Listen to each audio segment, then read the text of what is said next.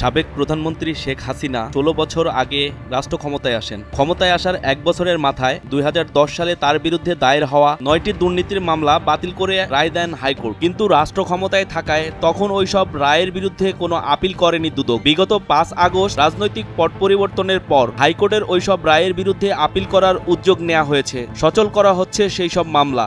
এরই মধ্যে খুলনায় ভাসমান বিদ্যুৎ কেন্দ্র নির্মাণের অনুমতি দিয়ে বঙ্গবন্ধু মেমোরিয়াল ট্রাস্টের নামে ৩ কোটি টাকা চাঁদা নেয়ার অভিযোগে করা মামলায় আপিল করা হয়েছে। হাইকোর্টের রায়ের ৫,৪৫২ দিন পর এই আপিল দায়ের করা হয়েছে। এর সঙ্গে দীর্ঘদিন পর আপিল দায়ের করার ব্যাপারে বিলম্ব মার্জনা চেয়ে একটি আবেদনও করা হয়েছে। সচল হচ্ছে ৯ মামলা: যুদ্ধজাহাজ ক্রয় দুর্নীতি মামলা, মেঘনাঘাট বিদ্যুৎ কেন্দ্র দুর্নীতি মামলা, নাইকো দুর্নীতি মামলা, ভাসমান বিদ্যুৎ কেন্দ্র দুর্নীতি মামলা ও বেবজায় পরামর্শক নিয়োগের দুর্নীতির মামলা। রয়েছে নব থিয়েটার দুর্নীতির অভিযোগ সংক্রান্ত ৩টি মামলা ও মিগ যুদ্ধবিমান ক্রয় সংক্রান্ত দুর্নীতির অভিযোগের মামলা। এই ৯টি মামলা সচল করার উদ্যোগ নেওয়া হয়েছে বলে দুদক সূত্র জানিয়েছে।